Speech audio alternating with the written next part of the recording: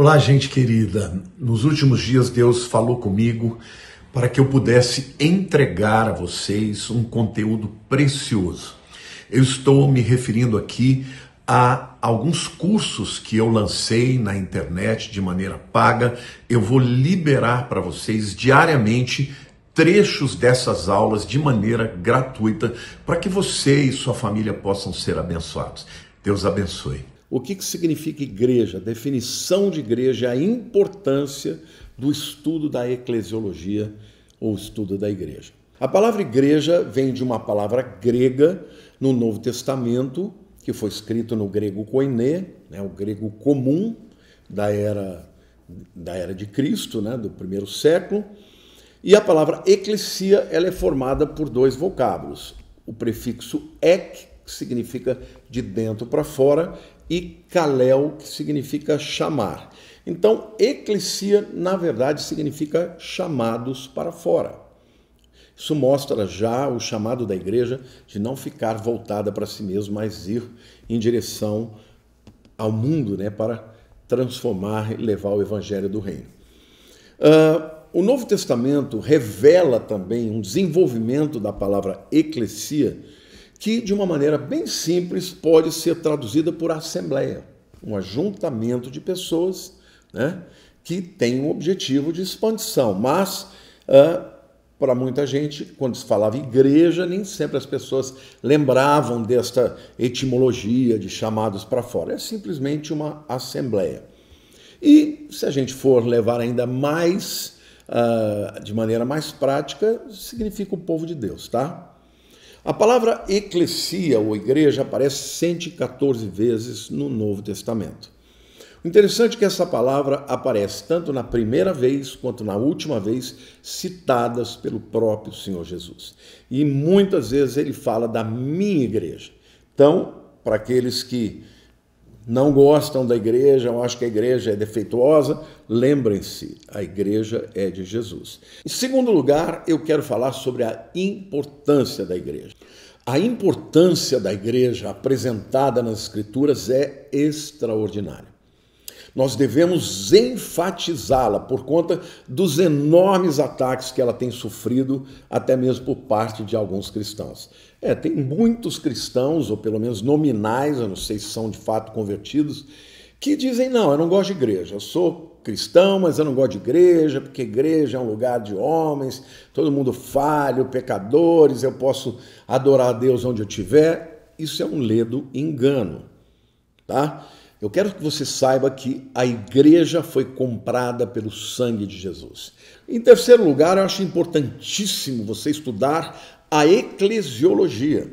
O que é a eclesiologia? É a doutrina da teologia sistemática que estuda a igreja enquanto organismo.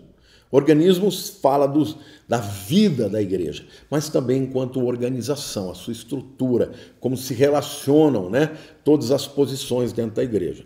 Ela trata a eclesiologia tanto do conceito da igreja universal, que compõe todos os crentes, estou falando da igreja universal do Reino de Deus, estou falando da igreja universal de Cristo Jesus, que compõe todos os crentes salvos efetivamente, quanto do conceito da igreja local, porque esses dois conceitos existem na Bíblia, tá?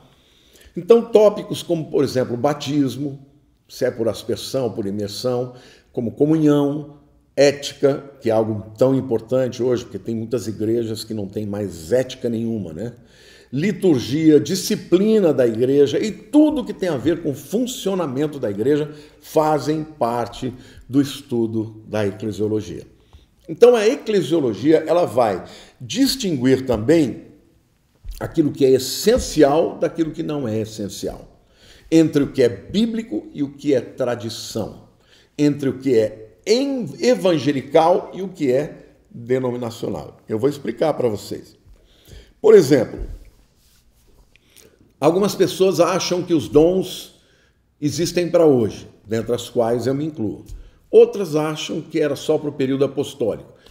Isso não é tão essencial, porque uma pessoa que não crê, chamada de sensacionista, não quer dizer que ela não é salva. Mas, por exemplo, se uma pessoa não crê que Jesus é Deus, aí você pode questionar a salvação dela, porque isso é uma heresia gravíssima.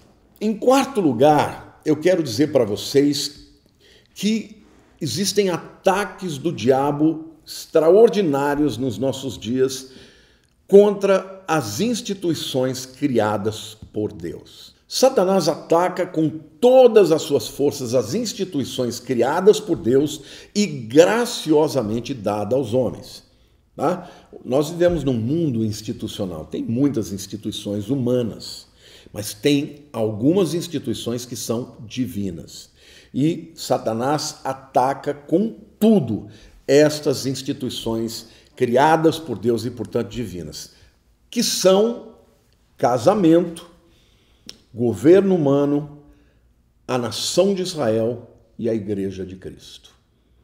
Bom, o casamento foi estabelecido por Deus. O que Deus uniu não separe o homem. Não é à toa que o diabo ataca tanto o casamento. É uma instituição criada por Deus.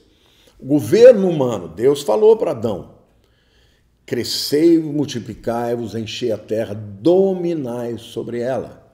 Deus deu ao homem a capacidade de governo. Então, o governo da criação é uma instituição que Deus criou. A terceira instituição que Deus criou é a nação de Israel. A nação de Israel, enquanto nação, é a única nação que institucionalmente ela foi criada por Deus de maneira em que Deus tem um compromisso, uma aliança para com Israel enquanto nação. Isso não quer dizer que Deus não abençoe as outras nações. Existem textos na Bíblia: bendita a nação cujo Deus é o Senhor, mas Deus tem um compromisso com a nação de Israel. E ele diz: Israel é o meu primogênito, né? Manda falar ao faraó. E, por último lugar, a igreja. Essas quatro instituições são muito atacadas pelo diabo. O diabo ataca o casamento, ele ataca o governo humano, não é à toa que tem tanta corrupção, ataca a nação de Israel, não é à toa que tem tanto antissemitismo, e ataca a igreja de Jesus, não é à toa que tem tanta gente querendo desconstruir a vida de pastores, a vida de líderes espirituais. Para quê? Para que as pessoas lá de fora, que ainda não fazem parte do corpo de Cristo, odeiem a igreja, tenham preconceito com a igreja. Então, o objetivo dele é convencer os crentes que a igreja morreu, tá? Que ela não é efetiva, que ela não é necessária e perdeu a sua importância no mundo de hoje. Tá? Entretanto, há uma promessa de Cristo de que a igreja jamais será vencida pelo diabo. Em Mateus 16, de 18 a 19, Jesus diz: também eu te digo que tu és Pedro, e sobre esta pedra, que é a declaração de que ele era o Cristo, eu edificarei a minha igreja. Quem edifica a igreja? Jesus. De quem é a igreja? De Jesus. E as portas do inferno não prevalecerão contra ela. Dar-te-ei as chaves do reino dos céus, e o que ligares na terra terá sido ligado nos céus, e o que desligares na terra terá sido desligado nos céus. Vejam que aqui claramente essa autoridade das chaves do reino é para o âmbito da igreja, e no caso do Pedro, que recebeu a missão de ser o primeiro líder, a autoridade vem para ele enquanto líder espiritual. Então, é óbvio que existem muitas distorções e muitos líderes que estão se tornando pedra de tropeço, na medida que estão introduzindo novas narrativas que não são bíblicas e estão dando escândalo para com aqueles que não são salvos e até mesmo para os crentes. Mas isso não tira de nenhum de nós a responsabilidade de amar a igreja e de fazer parte dela, porque foi Cristo quem a criou e Ele quem a preserva e dá a ela uma autoridade sem igual neste mundo em que vivemos. Amém?